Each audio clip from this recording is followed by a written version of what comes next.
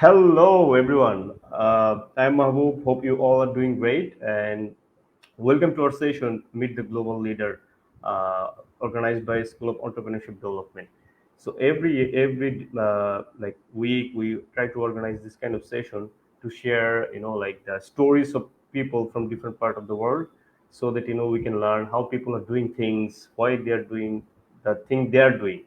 So to share the stories and impactful stories with our audience, we welcome guests from different countries, and we believe that our audience will learn a lot from this kind of initiative.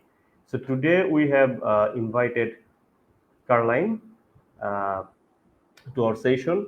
So we believe that our audience will learn a lot from her, the things she is doing. And just to let you know what we do, School of Entrepreneurship Development. So we are, like a non-profit organization. Our mission is to discover and spread ideas, so that also share stories of different people around the world. And we are devoted to curiosity, vision, wonder, and the pursuit of knowledge without an agenda. So, Caroline, welcome to our session. Thank you, Mahbub, and thanks for pronouncing my name correctly. That's rare. Well, thank you. Thanks for having me.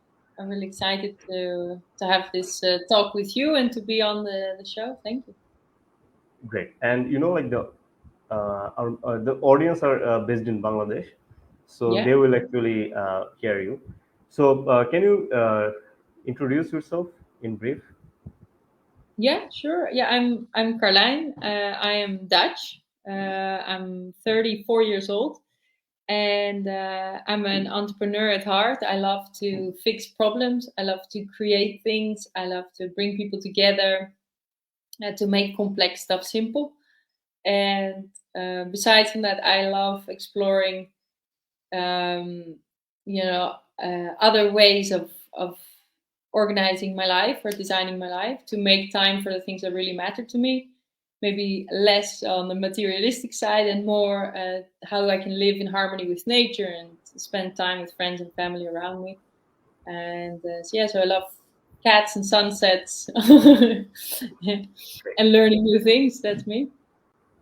Great. And Caroline, after graduation, how did you start in your career?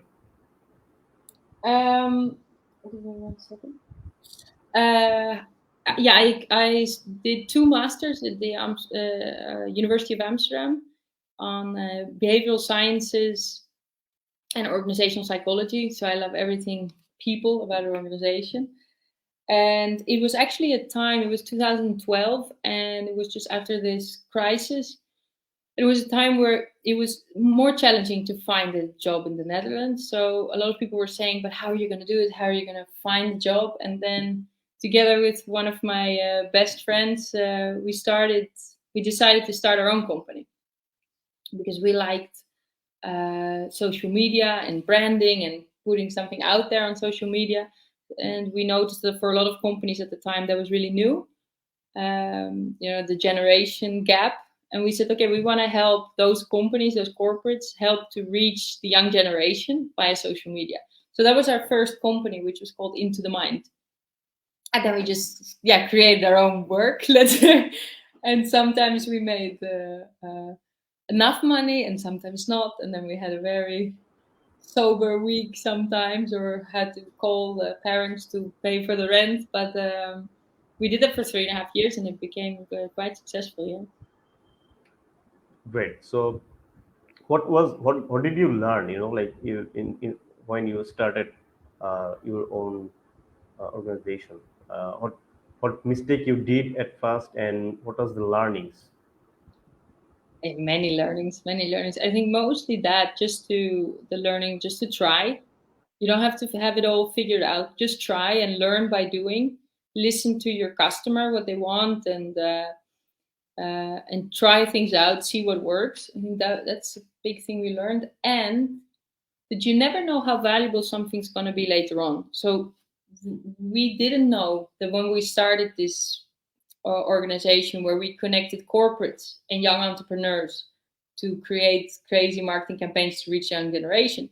We never thought up front that that will make us create a big network within both corporates and entrepreneurs that later became really successful. So we were building a great relationships with people that were so interesting, and we learned so much from all of them. So I think that was for us the big thing, like that it's not, I think the first job or thing you set up, that maybe money shouldn't be your first driver, but should be like just developing your skills and building a network, and making sure you can make enough money to live a bit nicely. But yeah, I think that was our biggest learning.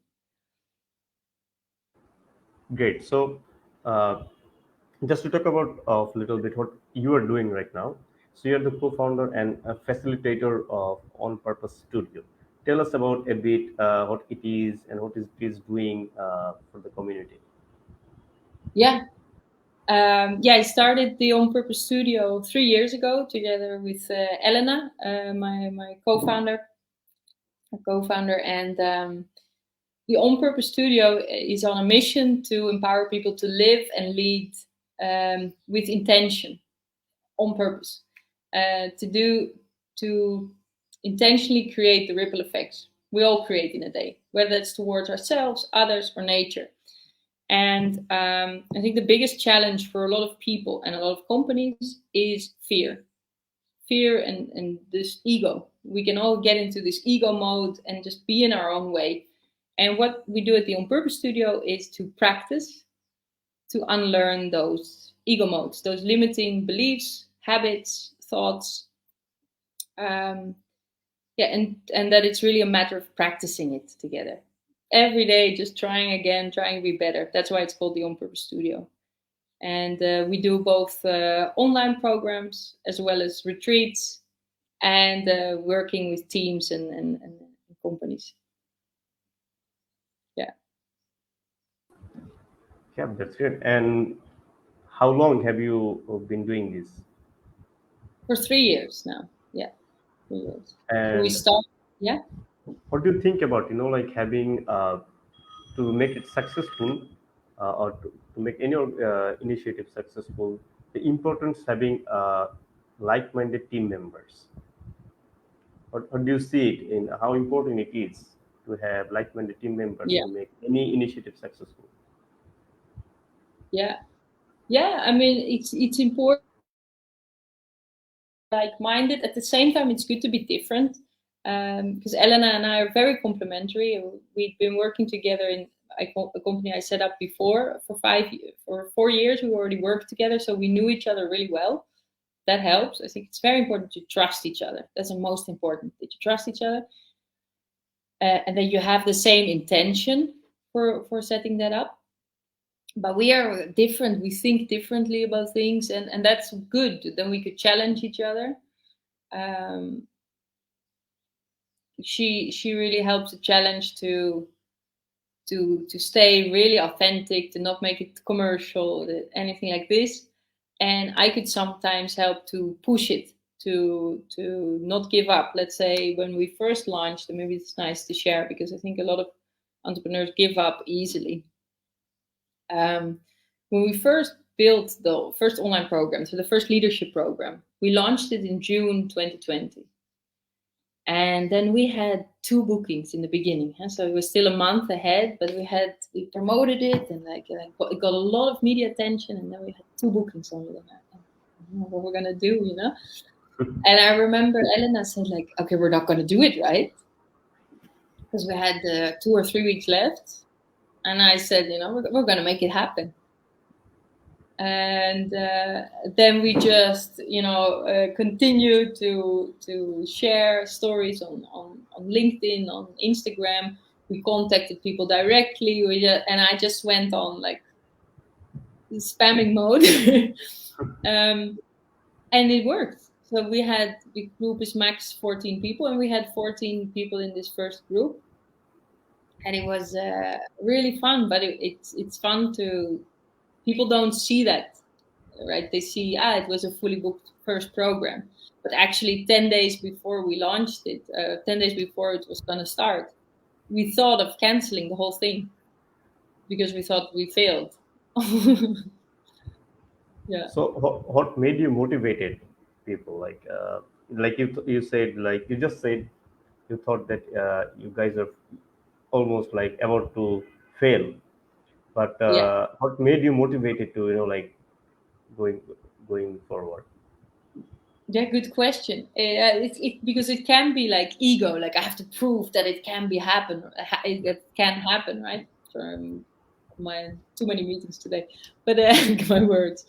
But in my case, it was really a deep belief in the concept.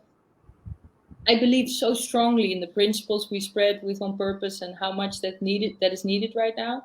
And I just felt like we just haven't reached the right people. Like it's just not clear enough, because that's the thing. You think as an entrepreneur because you're thinking the whole day about this product or service that everybody knows.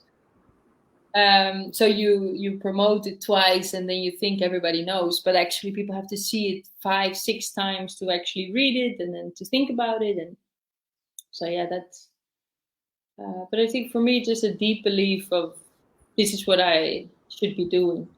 Yeah, Right. stubbornly. And how's your organization creating impact in the community or in on people's life? What do you think?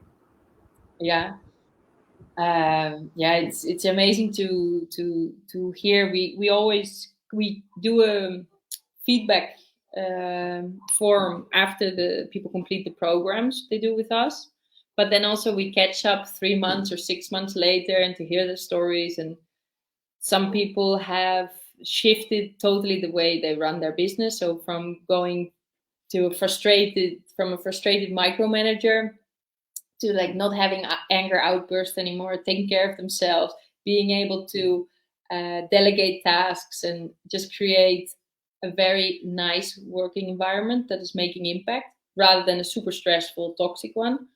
So that is a big thing.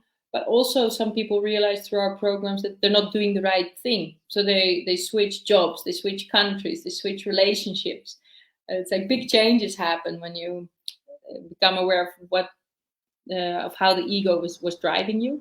So that's for individuals. And then for the teams we work with, it's a lot on helping teams, guiding teams to solve problems faster, to have less ego in meetings, less opinions, less endless discussions, more focused on relevant information. And I think that's the impact we're making. Like this, to empower people to heal the ecosystems they're in, rather than to continue feeding that toxicity. Whether that's for their bodies, if people make drastic health changes, their relationship with others, or the company they interact. That's our main purpose. That's the purpose of On Purpose, and that's the impact we're making. And we're growing slowly, organically, without investors. But I say more than 200 people have joined our programs individually, and also 20 plus companies have collaborated with us. So yeah, we're growing. So that's really cool. Right. It's I want to spread it more, these principles no, in that's companies. great. I mean, 200 plus, it's amazing, and 20 plus companies. Yeah, you're growing, and it will exponentially grow. So it's really great. So uh, let's talk about mistakes. I mean, is was there any mistake, career mistake, which has given you the biggest lesson so far? Tough question. Um, yeah, I think my biggest mistake was to try to prove to my bosses at the time that I was good enough, and I was pleasing all the time. So I was pleasing the clients, over promising, and I was doing as it was expected of me, like really trying to be perfect and do it all like good. Instead of listening to my body, to my heart, and doing it my way.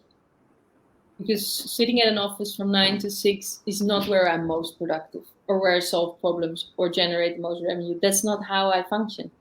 And I learned that mistake the hard way. So I got a burnout because I was trying to please everything and trying to do it all by myself.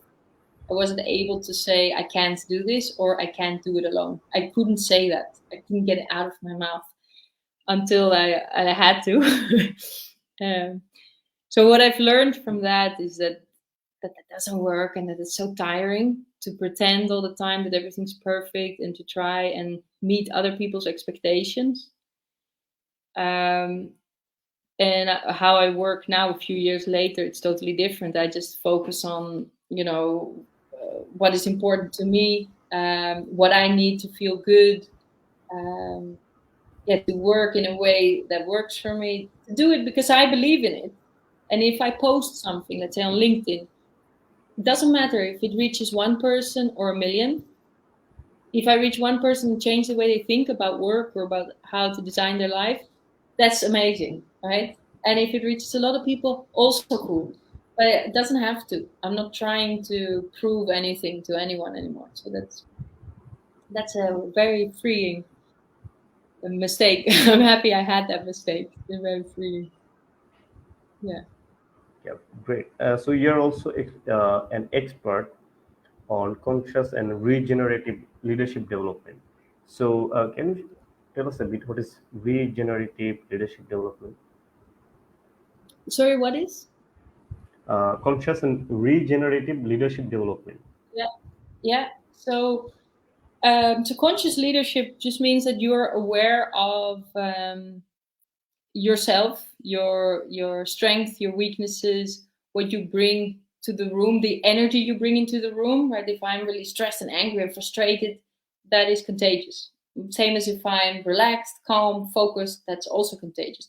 So being aware of the importance of being aware of all the emotions of everyone, that's this conscious leadership, and making decisions that will have positive ripple effects for others and for nature. And that's has some overlap with regenerative leadership. With regenerative leadership, it's about making choices that will benefit the world, that will make the world better. So it's not about sustaining the world as it is, sustainability, but it's about regenerating. How can we actually make it better and create a system that will continue to make itself better? Yeah, and I think that's fascinating how we can work more with nature and be in contact with nature, and there are also principles that you can apply even when your business is not focused towards making nature better. Like, then it can be focused on just making ecosystems better, and a community of people is also an ecosystem. So how can you create systems there that are help itself regrow and evolve and flourish? Yeah. Great. So there is a comment. So one of our audience asked you a question, which is, what are the skill sets for youths to emerge as a great leader? Yeah, great question. Tough one, I think, because there is so much expected of us nowadays, right? And especially young generation have a lot of problems on their plate as well, a lot of challenges on their plate. I think what makes a great leader great in this time and age is what someone who can who's connected to the heart, so who can really act from the heart, not from the head and all rational, but really be in touch with themselves and with everything around them, and focused. I think focus is really one of the biggest challenges in our time, because of social media, because there's so many distractions and so many problems going on. And if you can find time each day to calm down, to meditate, to work focused with undisturbed, to create time that's undisturbed, I think that is very important for leaders to work on the right things in a good way, as well as to solve difficult problems and to stay centered to themselves and their mission. Yeah. Cool. So you also teach entrepreneurship in a university, right? Yeah. Yeah. So the burning question from our community or our side is, what do you predict will happen? Like in the next 5 to 10 years in the field of entrepreneurship? Yeah, interesting question. I think a lot is happening there. Like before, it was quite expensive to set up a company and build a team and everything. Nowadays, it's so cool how many online tools, and often also for free or not very costly, tools you can use that you can actually have as if you have a whole team around you while you're just a one-man show or a few people. I think that's really cool because that means you need less money to set up a company and to reach a lot of people or to get going. Um, for example, building a website, like you used to really need multiple people to build it, to design it, and to the branding. And of course, it's good to have expertise on that. There are people who are experts in that. But at the starting point for as an entrepreneur, that was often the bottleneck, that you don't have these resources available to you. But nowadays you can use Wix, you can use Canva, you can use so many online tools to start your business. I think that's really cool. And with social media, you can reach so many people in such creative ways. So I think that's going to be a really interesting field and going to open up a lot of opportunities for more entrepreneurs to enter the field. Yeah, without having funding and all this stuff. Right. And how did you use your experience to influence your decision making? What do you mean?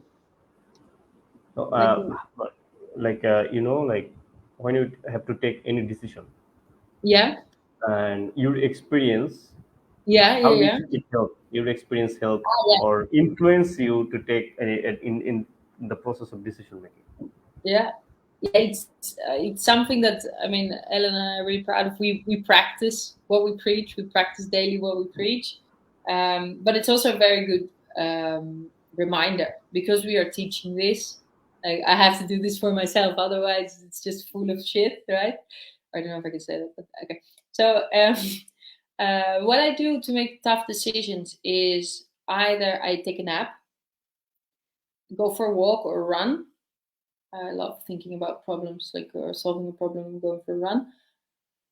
I sit still and meditate. I sometimes write down, okay, what's important to me? Where do I want to be in 5 years? Is this gonna bring me closer to that, or is it just distraction, right? So that's I think what I do to make tough decisions. And sometimes when I don't know, I just think, okay, it doesn't have to be perfect. Just choose one thing. Just choose.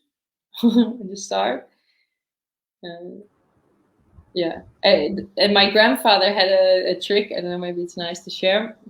Sure. So he would, if I would have to make a tough decision as a kid, tough decisions, but, and then he would have a coin and say, okay, which you give something to each side of the coin, and then he would flip it and say, okay, this one, is it for you? Now, how does it make you feel? Are you happy, relieved that this option came up, or you actually regretted and wanted the other one? Because then you know what you really wanted. So I still apply that sometimes when I don't know. Yeah, people have like different ways. So the good thing is, like the way you are sharing your stories is your facial expressions. You're so relaxed and jolly minded through your, Yeah, like the way you are sharing your stories. So yeah, how well have you maintained a positive work-life balance? yeah. Well, for me, this part, what I said before, that not having to pretend and not having to be perfect, and I can just express myself and not think about how I'm expressing. That's been very freeing and has made me also a lot happier sharing. Because before, maybe I would be more stressed about it.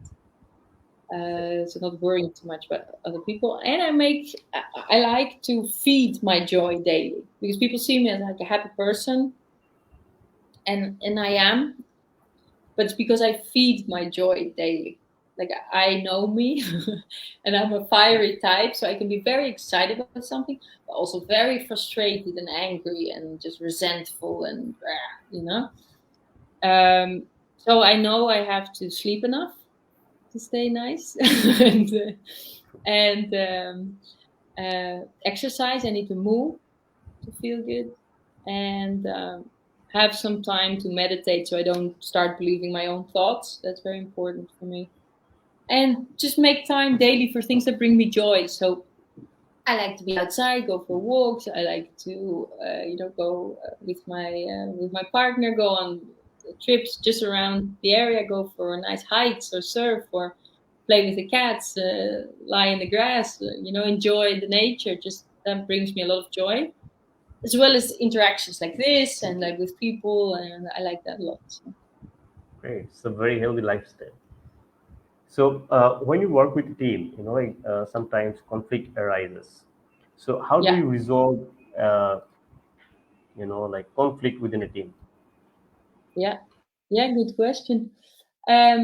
So conflicts are interesting, right? They are. Um, it's actually a good thing when there is conflict. If there would not be conflict, then probably there's something wrong, but it's not being said, and that's worse than something being wrong, but it's being said. So when there's a conflict, I think the most important you can do for your team is to make sure everybody feels heard and understood. So to be together, create a safe space where you say, okay, now throw it out, just be open, be totally honest. And we all agree we're not going to take things personal, we're not going to attack what someone says, we're just going to ask clarifying questions until everybody at this table feels understood and heard. That's it. And it's super valuable. You'll see that you'll start, when there is a conflict, be like, ah, nice, this is going to give us a lot of insight, because it gives a lot of insights for growth. And I think in our society, we say, there shouldn't be any conflict. I think it only gets difficult when we take conflict personal. Yeah. But when we agree on it, we don't, and just ask questions, apply these dialogue techniques that we also teach at the On Purpose Studio. It's it's a really effective way to solve conflict. Yeah. Great. So, Caroline, we are, we have time limitations. So, almost at the end of the session, there's a lot of things to discuss. It would take hours because expert like you, there's so many things to learn. But, we will, try in future to, do separate things if it is common with us.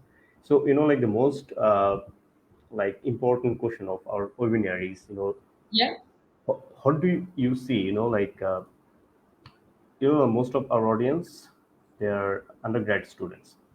So what do you think about the future skills needed for the youths to excel in their field, whether to explore, if they want to explore professional career, or if someone wants to be an entrepreneur, what skills they should develop before going for that? Mm. I don't know if it's specific skill, but something I would invite people to work on if they don't do it already is to get really clear on what's the dream you have for yourself. What do you want? How do you want to feel? Um, what kind of meaning do you want to add in this world? It doesn't have to be this one purpose, but just for where you are now, what that is, get that really clear. And then on the other hand, get really clear how you're in your own way.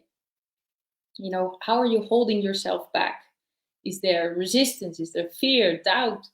Um, is there apathy that you're like, I don't care?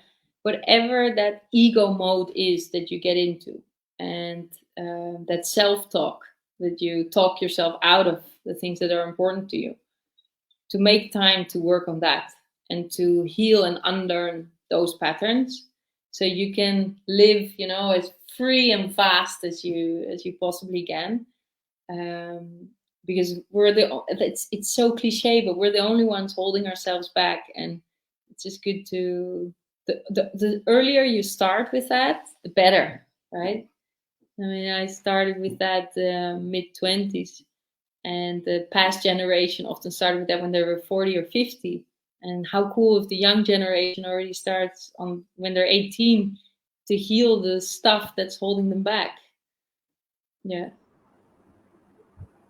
Great. I mean, it's very really wonderful. I mean, the thing is, like you believe what you're saying, and you Mm. for your facial expression, it is very clear, and that is a very important thing. If people practice these things, like they will get the result or outcome for sure. Mm. So, Caroline, thank you so much for your time and insightful session. It's although it's short, it could be long, but uh, we believe that our audience they have learned a lot because we try to keep it short in a brief way so that they will take the gist or gist of the session. So thank you so much for your time and wish you all the best what you're doing. And we believe that our audience what they have uh, uh, watched and who are going to watch it later, they will practice what you have shared with us. Otherwise, Yeah. if they just watch it, they will not learn or they will not get the benefit out of it. Absolutely, yeah. You need to do it, right? To practice it. And thanks so much for this conversation. And I hope it may inspire some people. And if people want more of this and more reminders of living and leading on purpose, be sure to follow me on LinkedIn. I share a lot of stories there, or join one of our online programs like the Design Your Day to get your day set up to be focused and focused on what's important to Great. you. So, Caroline, have a good day. Thank you, you too, Web, and see you soon. Yeah. Thank you.